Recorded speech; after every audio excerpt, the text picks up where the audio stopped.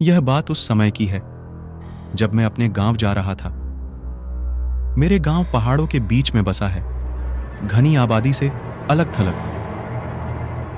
मेरे गांव में एक कच्ची सड़क है जिस पर केवल एक बस चलती है जो गांव से बाहर तक ले जाती है और लाती है।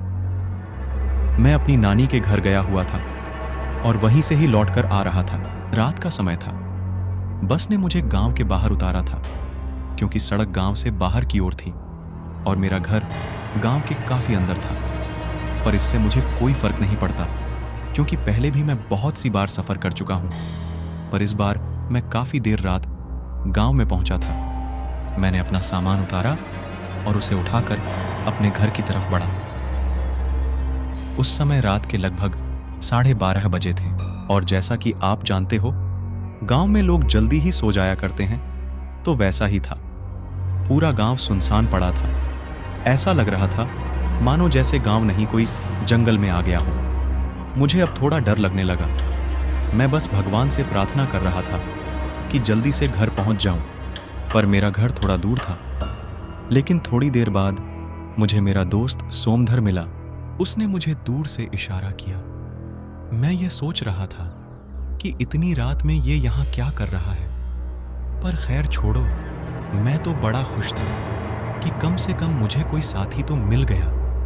अब मेरा डर कम हो गया है क्योंकि इस सन्नाटे में चुप्पी तोड़ने के लिए कोई तो है मेरे साथ। उसने मेरे पास आके मेरा बैग उठाया और मेरे आगे आगे चलने लगा।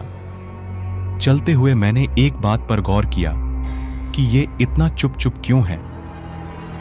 ये जब से मुझे मिला है तब से कुछ नहीं बोला, क्योंकि मेरा दोस्त सोमधर तो बहुत ही बातूनी है और ये तो इतना शांत।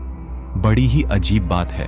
मेरा घर बस थोड़ी ही दूरी पर था, पर अब वो एक दूसरा रास्ता लेके खेतों की तरफ बढ़ने लगा। मैंने उसको कहा, अरे भाई कहाँ जा रहे हो? कब से देख रहा हूं, बड़े ही चुप हो। और ये खेतों की तरफ कहाँ जा रहे हो? तुम्हारा दिमाग खराब हो गया है क्या?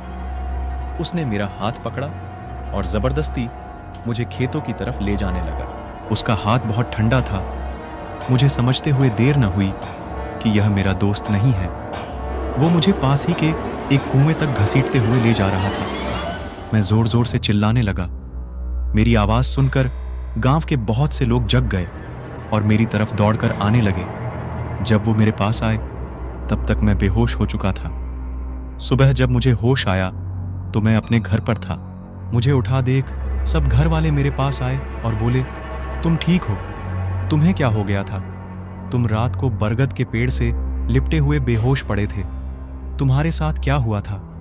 मैंने उन्हें अपने साथ जो हुआ वो सब बताया।